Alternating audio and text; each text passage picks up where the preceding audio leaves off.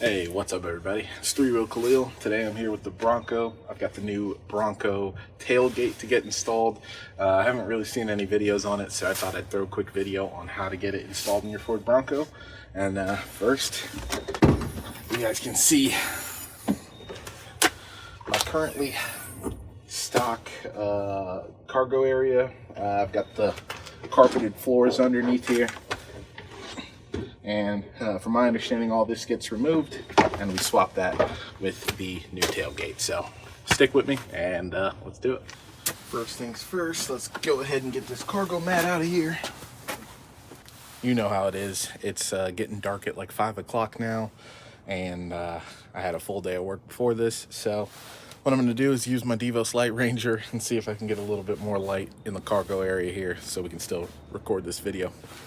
So in each of the four corners, there are little caps that cover the tie-down points. It looks like that they come up, they have a clip, they have like little points and then these small clips. I already broke one, so be a little careful. I'm gonna go get a plastic trim removal tool and see if I can not break the rest of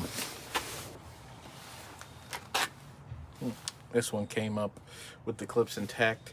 I kind of just pried at the base of it and wiggled it loose. So definitely give that a try to not break them. Gratefully, I had better luck with the remaining caps, so popped all those off, and then I'm going to get to the bolt heads that are below. Like so many other things on the Bronco, what this takes is a 10 mil socket. Let's see if we can focus. Yep, so 10 mil on all these bolts. Looks like there's 2 bolts per tie down. We're just going to take all of those out. As you can see, we have 2 of these 10 mil bolts per tie down. So what we're going to go ahead and do is get these cracked open.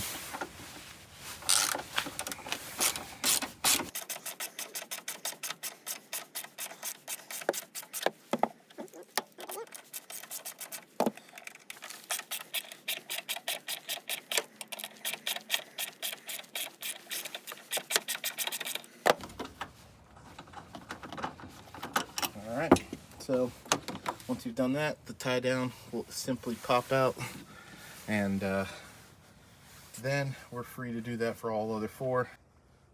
At the end, you should be left with these 4 tie down points and all the bolts associated, and now we should be able to pull out the cargo floor. Essentially, we have the cargo floor here. This should just be able to kind of pop out now that all the bolts are out. Yep. And that leaves it like that. Seems like these kind of just held with some little push clips. And you pull out these clips and this trim comes out. You also get this piece of foam here to be able to kind of block up the factory jack location. Easier to do with 2 hands, but you get it. There we go. Just so that that looks a little neater, I guess, underneath the slide out tailgate. So in the rear of the cargo area where we remove the 2 rear tie down points, we actually get these little sticky pads from Ford within the kit to cover those bolt holes. I thought at first we weren't going to use them, but it seems like we do use the rearmost hole, but we do cover all 4, so just be aware of that. Finally, you get these 2 rail brackets that mount where the factory tie-down points went in the back, and you're only going to have one on each side in the front, and then that seems where the slide out is going to bolt into and slide into for the track system. So I'm going to get this bolted in and we'll go from there.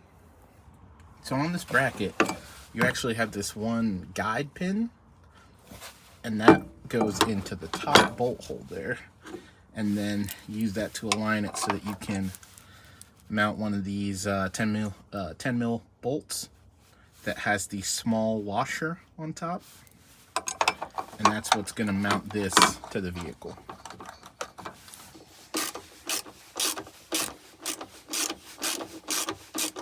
after you get the two rail brackets mounted, there is a trim piece to replace the one that we took out at the front here.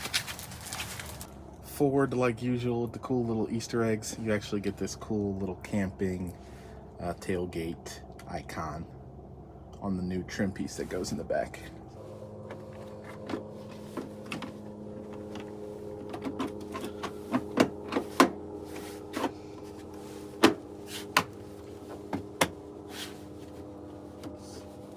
With those brackets in place, we should just be able to lift the tailgate assembly up and in and see if we can mount it.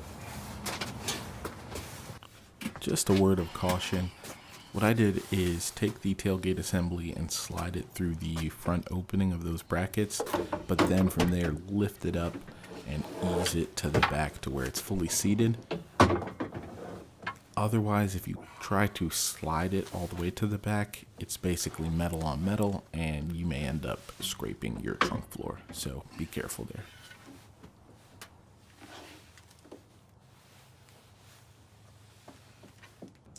Just a heads up, the bolts with the bigger washer are what go into these holes that mount the tailgate to the brackets, and there are 13 millimeters. So we need a 13 millimeter socket for these.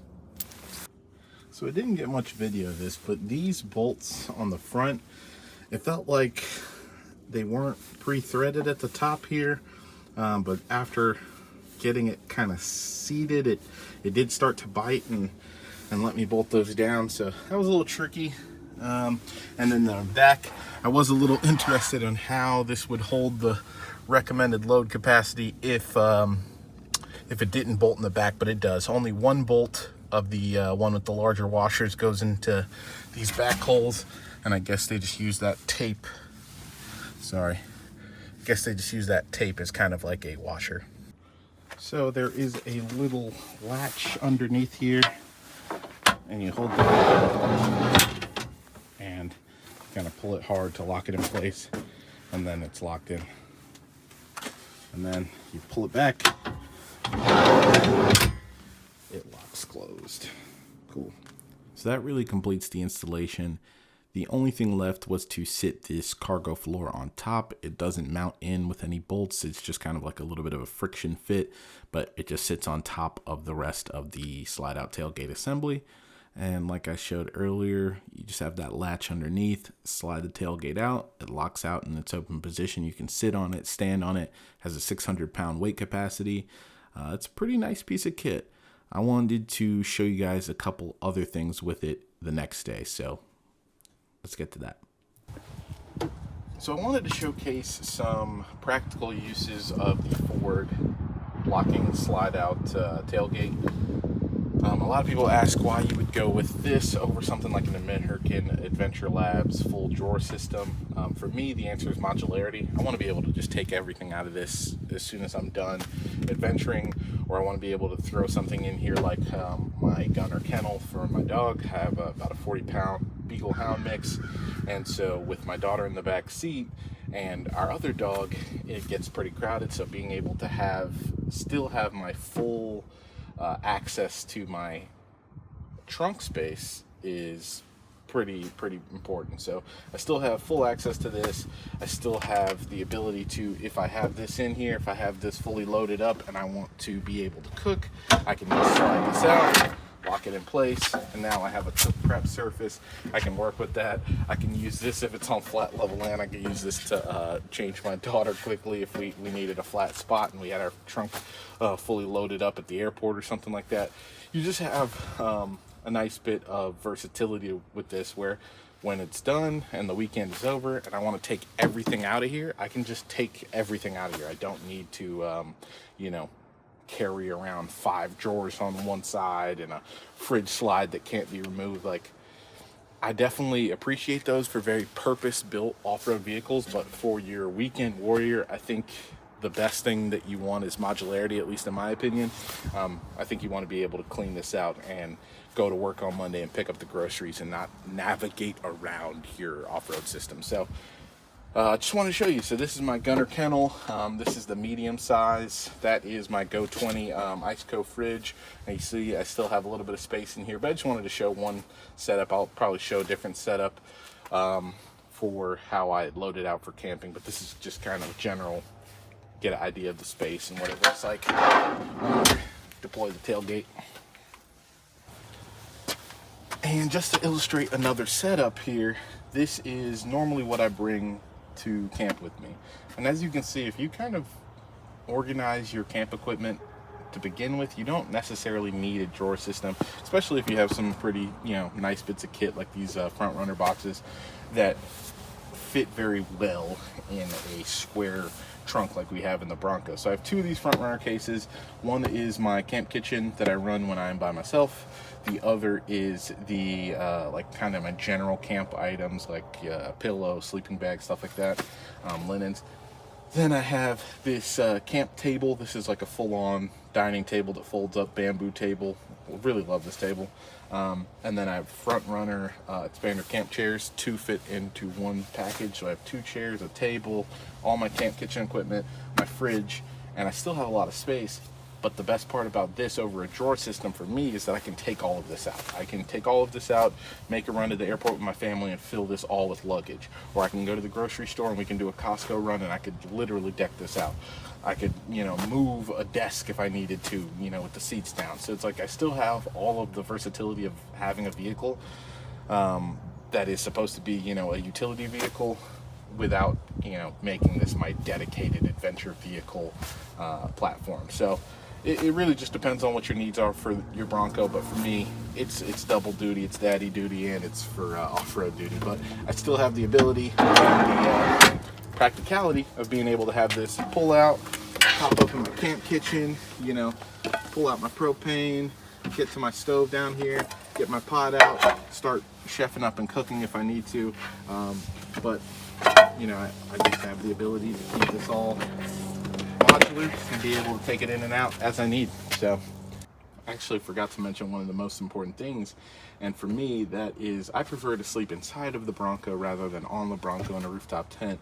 So I have the Deep Sleep Overland basically self-inflating mattress that goes on one side or the other of the Bronco. So with all my gear stashed on this side, I can set up my bed and still be able to access this platform. So I still have all that space. It's just as modular. I can go either side if I need to. If one side, if I'm kind of off kilter or something like that. But again, it's just I'm not locked into one setup. I can sleep in the Bronco if I decide over time I want to sleep up top. I still have this, open. It's just, again, added versatility, but I wanted to mention that. For me, it's the perfect solution. So far, I am pretty happy with the overall setup, and yeah, man, I think it's going to be a winner as far as my Bronco is concerned.